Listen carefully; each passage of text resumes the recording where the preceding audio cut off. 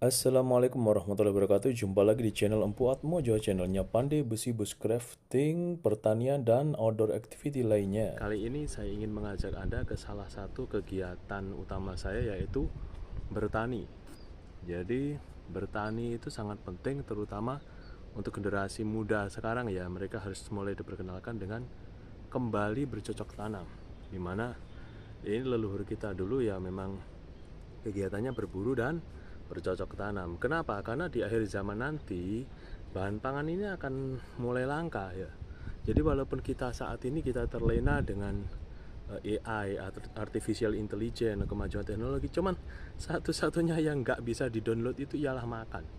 Kita mau makan secanggih apapun canggihnya, kita tidak mungkin di-download ke perut kita, nggak mungkin. Kita tetap harus berusaha meraihnya. Nah, kalau para petani ngambek, ya misal orang-orang tua sudah pensiun, kemudian para pemuda ini males bertani, nggak mau, entah gengsi entah apa ya, kita akan kesulitan makanan. Lu mau makan apa? Makan voucher gitu. Nggak mungkin. Nah, saya akan mengajak Anda berkeliling. Lu apa kaitannya dengan pandai besi selaku profesi saya?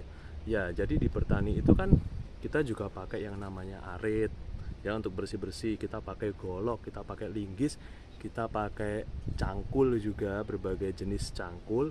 Yaitu berkaitan karena saya juga memproduksi itu kan ya. Jadi bermanfaat juga. Jadi selain membuat peralatannya, saya juga menggunakannya untuk kehidupan sehari-hari sebagai mata pencaharian. Oke, simak terus, jangan lupa like, comment, and subscribe. Oke, sejenak kita tinggalkan hiruk pikuk dunia berbilan yang biasanya dunia tajam itu ya. Kali ini kita menuju peralatan pertanian. Ini ada contohnya, ada cangkul cadong, pacul cadong, dan juga linggis dodos. Cuma yang kecil linggis dodosnya. Linggis dodos ini fungsinya untuk mengambil bibitnya. Kalau cangkulnya ini untuk cocok tanam dan juga mengatur irigasi tentunya. Untuk meratakan pupuknya juga dia pakai itu. Nah, kita ada di salah satu lokasi dari beberapa lokasi yang kami kerjakan. Jadi di lokasi ini kenapa kami pilih untuk liputan? Ini lengkap. Jadi ada tanaman yang sudah hampir panen, ada yang proses ya setengah mau panen, ada yang masih berupa bibit, ada yang apa ya? Baru ditanam, dari bibit ditanam, baru tumbuh tunasnya gitu. Ada lengkap sekali sehingga nanti enak ya kita rekornya itu tinggal pindah-pindah jarak dekat itu sudah dapat info lengkapnya. Jadi ikuti terus sampai akhir. Ini merupakan teknik penanaman talas pratama. Talas pratama ini juga populer disebut dengan bentul gitu ya. Bentul kalau orang Jawa bilang. Talas Pratama atau Talas Bogor ini ada 3 jenis, ada Talas Pratama 1, Pratama 2 hingga Pratama 3. Dimana yang di sebelah saya ini Pratama 1 gitu ya, dikembangkan oleh Institut Pertanian Bogor. Nah, saya hanya mencontohkan saja. Anda tidak harus menanam Talas Bogor juga gitu loh. Walaupun ini lokasi Banyuwangi gitu. Cuman maksud saya ya mulailah bercocok tanam kembali. Karena itu penting. Akhir zaman butuh para petani muda yang energik dan aktif dan pinter tentunya. Dan di antara banyaknya jenis talas, kenapa kami memilih talas Pratama atau talas Bogor ini? Alasannya yang pertama, karena dia berukuran besar. Umbinya ini besar ya, kalau panen ini bisa 3 kilo, 8 kilo, bahkan di tempat kami pernah ada yang hingga 10 kilo gitu loh. Satu pohon 10 kilo. Berarti itu punya nilai ekonomis yang sangat tinggi. Mengingat ini efisien sekali gitu ya. Jadi biaya perawatannya itu sangat murah dibanding nilai jualnya yang tinggi gitu loh. Umbinya itu besar, 3 kilo sampai 10 kilo. Serius ini. Ya, tergantung bagaimana kita merawatnya saja. Kemudian berapa lama ini panen? Ini 6 bulan paling cepat. Rekomendasi kami 7 bulan karena dengan 7 bulan itu cita rasanya sudah muncul gitu ya. Jadi rasa umbinya yang khas itu sudah muncul di 7 bulan ke atas. Kalau 6 bulan kemungkinan belum. Cuman sudah bisa dipanen, sudah bisa dapat uang. Tapi kan rasa nanti takutnya orang kecewa. Nah, memangnya untuk apa sih talas Pratama ini? Yang pertama yang paling banyak itu untuk kosmetik, kebutuhan kosmetik. Cuman saat ini populer kan untuk keripik ya. Keripik atau stik untuk camilan-camilan, bahkan premium itu sudah ada loh sekarang. Jadi keripik-keripik yang mahal gitu ya. Kemudian juga jajanan-jajanan, ada kue basah ya kayak talas Bogor itu, atau sekedar direbus gitu saja, diadang, ditaburi parutan kelapa dan keju, itu luar biasa rasanya. Nah, kalau ini penampakan dari bibit-bibit ya.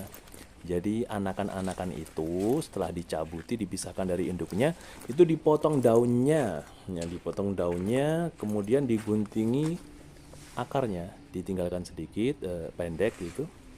Nah, gunanya untuk apa? Untuk mempercepat peremajaan. Jadi daunnya itu bakal lebih cepat merucuk gitu ya. Kemudian akarnya itu bakal tumbuh dengan cepat, lebih sigap, lebih kokoh.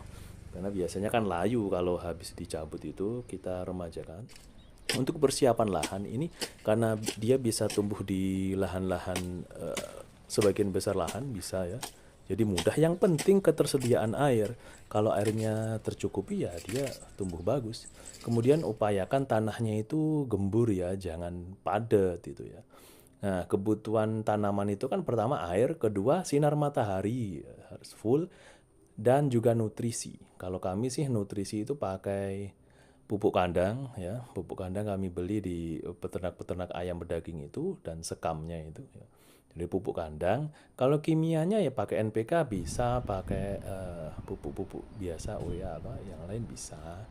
Kemudian ada furadan atau insektisida lainnya yang sejenis untuk penanganan gitu ya, perawatan. Nah, ini kebetulan ada contoh yang kurang apa ya, kurang terawat dikit gitu loh.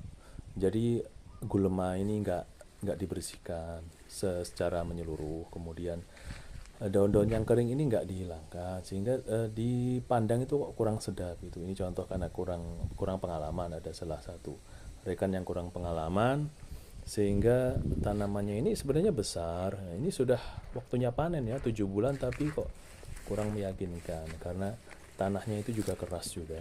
Tanahnya keras, gulutannya keras. Ini sistem engkel bagus sebenarnya. Penataannya ini bagus, cuman kebetulan mungkin pengolahan awalnya dan juga tindak lanjutnya kurang. Nah, sedangkan ini contoh yang lebih segar gitu ya. Jadi batangnya itu segar, daun-daunnya dipandang itu juga segar gitu. Ini kalau tanaman sehat ya ini hasilnya akan lebih besar, luar biasa gitu loh. Karena biasanya kalau nggak gitu jangankan 3 kilo, 1 kilo saja belum tentu memenuhi ya gitu. Jadi umbi kadang kalau kurang sehat itu nggak sampai 1 kilo. Nah, ini contoh yang tanaman bagus kayak gitu.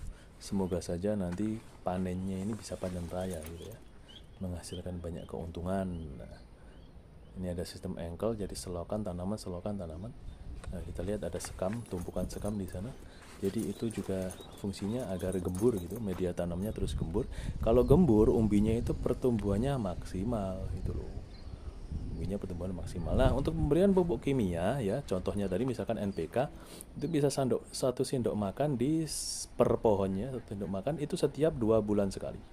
Nah, andai kata kita panen 7 bulan kan berarti pemupukannya hanya 3 kali gitu ya. Kalau furadan itu sebulan sekali. Jadi tunggu apa lagi? Kita harus mulai melirik sektor ini ya, apapun itu. Cuman salah satu yang saya gawangi saat ini, yang saya gagas itu talas Bogor atau talas Pratama ya. Jadi 7 bulan panen ya, rata-rata segitu. Kemudian itu bisa berlanjut. Intinya banyak hal yang bisa digali lah dalam hal ini, potensinya gitu. Efisiensi bisa diatur dan lain sebagainya. Jadi petani di zaman ini dia harus lebih cerdas, lebih smart gitu. Karena permasalahan utama selama ini ya pertama di biaya operasional yang terlampau tinggi, sehingga mereka harus berhutang dan lain sebagainya.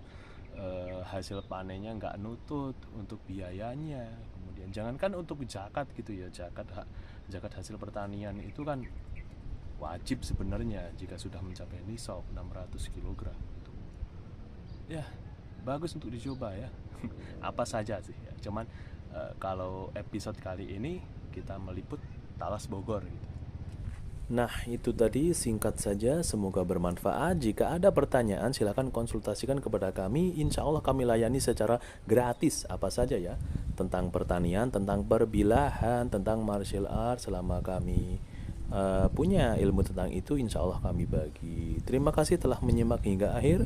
Assalamualaikum warahmatullahi wabarakatuh.